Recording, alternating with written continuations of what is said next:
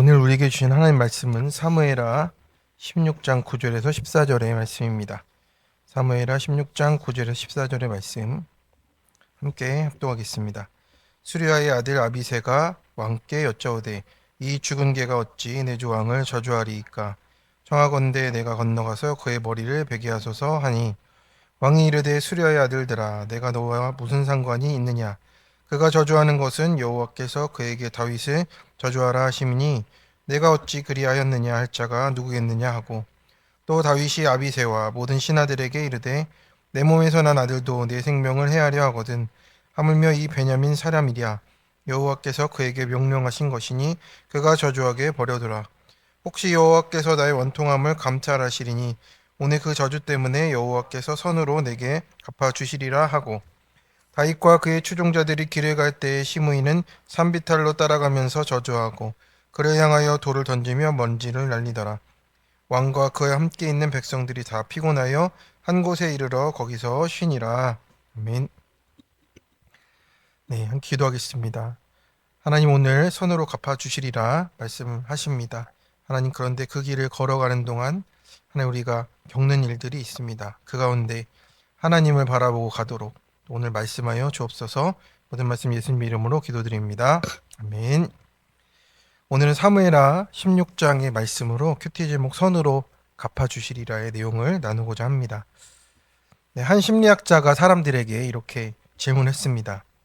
당신 인생을 가장 힘들게 한 사건은 무엇이냐고 물어봤더니 많은 사람들이 실패와 배신과 또 질병과 경제적인 어려움들을 이야기했습니다. 그런데 이어서 이런 질문을 했습니다. 그 사건이 지금도 당신을 힘들게 하는 이유는 무엇입니까?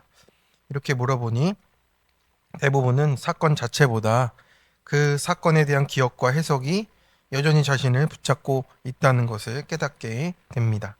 그래서 사건은 이미 지나갔지만 해석이 계속 이어지고 있는 거예요. 끝나지 않은 그것을 계속 붙잡고 있는 것이죠. 그래서 우리도 그렇습니다. 사람의 말 한마디가 몇 년이 지나도 잊혀지지가 않고 또 우리가 억울했던 사건들 또 부당한 일들이 계속 우리를 붙잡고 있습니다. 그런데 비단 그 사건 때문이냐 물어본다면 우리가 그 사건을 붙들고 있기 때문 아니냐라고 생각할 수가 있습니다. 오늘도 다윗이 계속해서 시므에게 저주를 받고 있습니다. 왕이 저주를 받고 돌에 맞고 또 흙세례를 계속 받고 있는 거예요. 그런데 다윗이 이것을 어떻게 바라보고 있는지를 오늘 함께 묵상해 보기를 원합니다. 첫 번째 내게 온 사건들을 여호와의 명령으로 해석하며 맡겨야 합니다.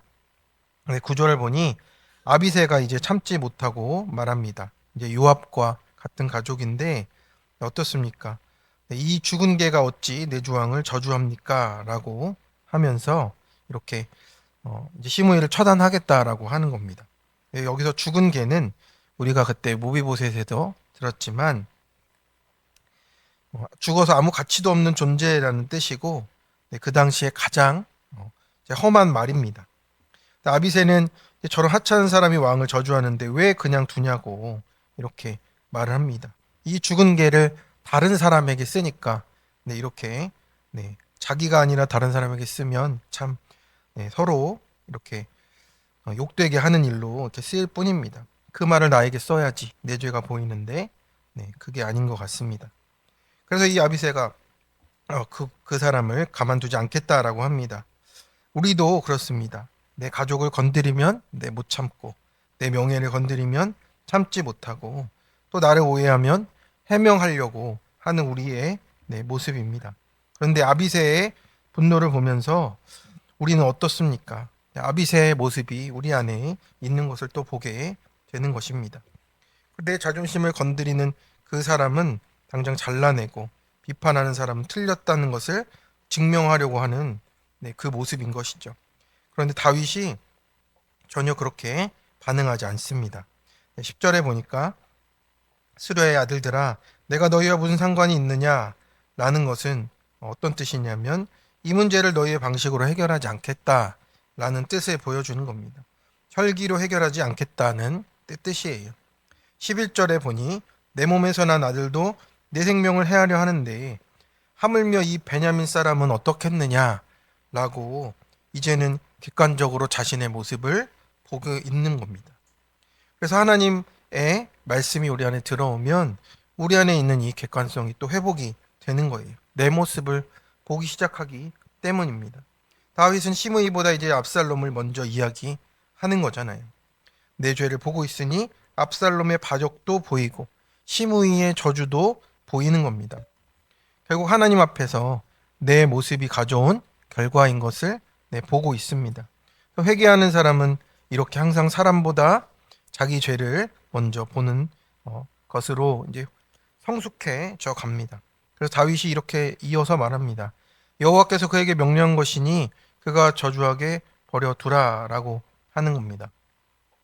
그래서 하나님이 악을 명령하셨다 이게 아니라 하나님께서도 이 사건을 통해 나의 거룩을 위해서 사용하고 계신다라는 것을 이제 인정하는 겁니다.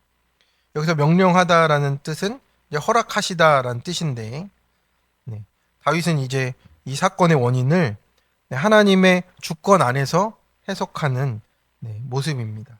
그래서 사건은 우연이 아니고 하나님이 우리에게 주시는 큐티 내용입니다.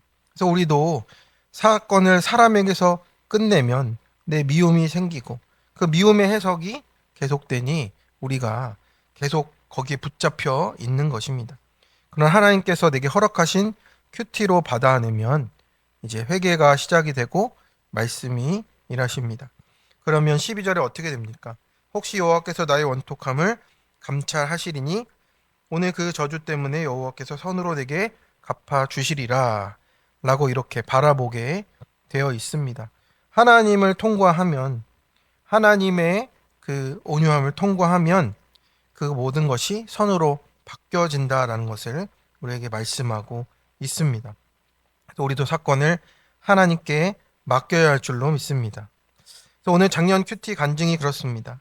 결혼 초에 여직원과 바람난 남편을 둔 집사님인데 둘째 임신했을 때 이 일을 덮고 가기로 그래서 먹고 살기가 힘들어서 남편의 그 일을 덮고 넘어갔는데 그때 이후로 계속 남편이 무시되고 정죄가 되었다라고 합니다. 이제 28년이 지나서 둘째 결혼 일주일을 앞두고 남편이 소그룹에서 과거의 바람 사건을 고백했다라고 합니다. 그래서 하늘을 우러러 한 점 부끄러움이 없다. 이 잘난 척하던 남편이 용서가 안 되었답니다. 시므이처럼 죗값을 치르라면서 이제 돌을 던지고 흙을 날리면서 자기 연민과 피의식에 빠져서 남편에게 화를 쏟아냈답니다. 그런데 3일이 지난 후에 말씀을 묵상하고 믿음보다 세상 기준으로 내 이익을 쫓아 결혼했고 내 힘으로 남편의 신앙을 책임지겠다 하며 하나님을 배반했고 질서에 순종하지 않은 교만을 보고 회개하게 되었다고 빨리 돌이키셨네요. 3일 만에 이렇게 큐티가 된 게 은혜인 것 같습니다. 그래서 묻어둔 죄를 자백한 일은 남편에게 명령하신 일이고 이혼을 생각할 수 없는 환경을 주셔서 가정을 지키게 하시고 자녀들이 믿음의 가정을 이루게 하심에 감사하게 되었다고 자녀 앞에서 남편 말에 옳고 그름을 따지지 않겠다고 이렇게 적용하는 모습을 이렇게 간증을 하셨습니다. 여호와의 명령으로 해석하니까 결혼 일주일을 앞두고 참 큰 일을 겪으셨지만 3일 만에 자기의 죄를 보게 되고 또 그 가정이 살아나는 일이 된 것 같습니다. 다윗은 참 오래 걸렸는데 그죠? 3일 만에 봤습니다. 적용 질문입니다. 지금 내 마음속에 시므이는 누굽니까? 그 사람 때문에 계속 분노하고 있습니까? 아니면 하나님께서 명령하신 사건으로 내 죄를 보며 갑니까? 내가 하나님께 맡기지 못하고 끝까지 붙드는 문제는 무엇입니까? 하나님의 긍휼과 선하심을 구하고 있습니까? 두 번째입니다. 비난이 계속되어도 하나님 안에서 안식을 얻으며 갑니다. 13절에 보면 시므이는 산비탈로 따라가면서 계속 저주하고 돌을 던지며 흙을 날렸습니다. 한 번 저주하고 끝나지 않은 게 지금 나타나고 있잖아요. 따라가면서 라고 그리고 계속 저주하고 이것도 반복하는 표현으로 되어 있어요. 그러니까 계속 저주하고 이렇게 되어 있답니다. 그러니 끊임없이 저주한 거예요. 그러니까 말뿐만 아니라 행동으로도 모욕하고 있는 겁니다. 아이고 한두 번은 그래도 내 왕인데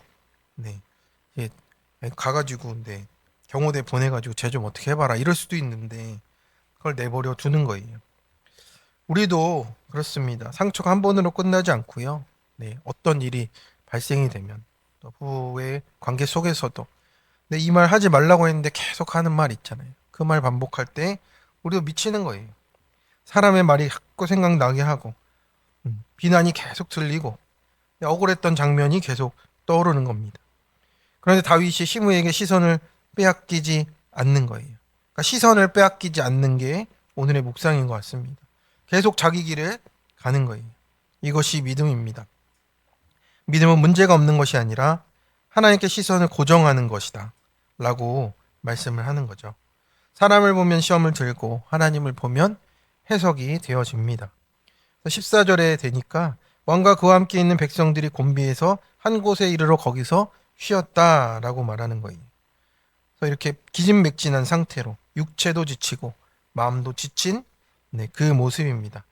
우리도 이렇게 괜찮은 척하지만 이렇게 기진맥진한 우리의 마음과 이런 상태가 있습니다. 그런데 마지막 말씀이 참 은혜롭잖아요. 거기서 쉬었다라고 말을 했습니다. 시므이는 여전히 저주하고 있고 압살롬의 반역 중에 진 광야의 길을 끝내지도 못했습니다. 그런데 하나님이 그 광야 한복판에서 쉼을 허락하십니다. 환경이 해결되어서가 아니라 하나님이 안식을 주셨기 때문에 우리가 그 안식을 누리는 겁니다.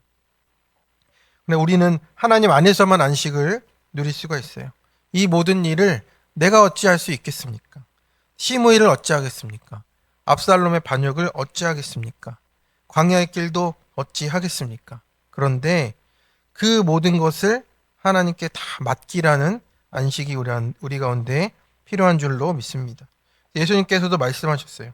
수고하고 무거운 짐진 자들아 다 내게로 오라. 내가 너희를 쉬게 하리라 라고 말씀하십니다. 그래서 안식은 문제가 사라질 때 오는 것이 아니라 짐을 주님께 맡길 때 찾아온다라고 하세요. 정말 주권을 맡기는 그때 찾아온다라고 하는 거죠. 저도 아내와의 그 이혼 재판 속에서 이제 돌아오는 어떤 길에 답이 없더라고요. 가는 길에 답이 없더라고요. 무엇이라고 말해야 될지 하나도 모르겠고 뭐라고 기도해야 될지도 모르겠었습니다. 그런데 그때 주셨던 마음이 기도 안 해도 된다고. 이게 무슨 마음이지?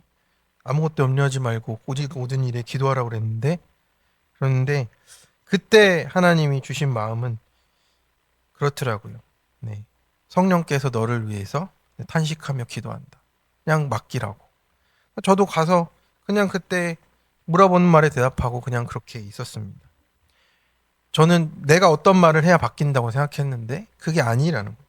그냥 하나님께 맡기라고 할 때 맡기면 그게 안식이 되는 거예요. 우리가 어떤 것을 하든 거기에 달린 것이 아니고 하나님이 하신다는 그 음성이었던 것 같습니다. 그래서 우리가 환경이 천국이 아니고 내가 어떠함이 아니라 주님이 말씀하실 때 또 우리가 성령께서 나를 위해서 탄식하며 기도하신다는 것을 믿으면 하나님이 다 하실 줄로 믿습니다. 그래서 우리에게 시므이 같은 사람이 가장 가까이 있을 수 있어요. 가족에도 있을 수 있고 같은 일자리에 있을 수도 있고 어렵게 하는 사람이 있습니다. 그런데 내 마음을 그런 흔드는 그 사건 속에서도 그 사람 속에서도 이제 그 사건보다 크신 하나님을 바라보며 이제를 회개하고 맡길 때 하나님이 광야에서도 안식을 주시고 그 모든 일을 선으로 갚아주실 줄을 믿습니다. 적용 질문입니다. 최근 내 마음을 가장 흔드는 말이나 비난은 무엇입니까? 그것이 계속되어 지쳐있지 않습니까? 사람의 말과 염려가 큽니까? 문제보다 크신 하나님을 바라보며 주님의 품으로 피하여 안식을 얻습니까? 함께 기도하겠습니다.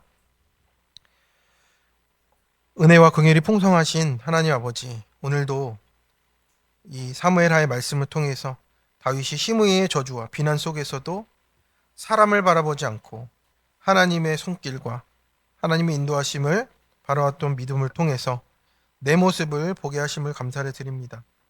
하나님, 우리는 조금만 부당한 일을 당해도 아비새처럼 모든 것을 끝내고 싶어하고 원망하고 해명하고 내 힘으로 해결하려는 우리의 모습을 보게 됩니다. 내 죄보다 다른 사람의 허물과 잘못을 먼저 크게 보고 사건 속에 담긴 하나님의 뜻을 묻기보다 불평과 혈기가 먼저 튀어나왔던 우리의 죄를 용서하여 주옵소서. 오늘 다윗처럼 모든 사건 속에서 하나님의 주권 안에 해석할 수 있도록 지혜를 더하여 주옵소서. 시선을 빼앗기지 않게 도와주시고 제게 무엇을 말씀하십니까? 겸손하게 물으며 회개할 날을 보고 모든 것을 선하게 이루어주실 하나님을 바라보도록 인도하여 주옵소서. 또한 계속되는 비난과 오해가 있더라도 하나님 안에 안식을 누리게 하시고 성령께서 나를 위해 탄식하며 기도하신다는, 기도도 나오지 않는 그때에 하나님이 나를 위해 기도하신다는 그 은혜를 붙잡고 나아가는 우리가 되도록 도와주시옵소서. 오늘 하루도 발걸음을 붙드시고 그리스도의 온유와 검선으로 대하도록 인도하여 주옵소서. 우리의 참된 안식과 선함이 되시는 우리 주 예수 그리스도의 이름으로 기도드립니다. 아멘. 우리 함께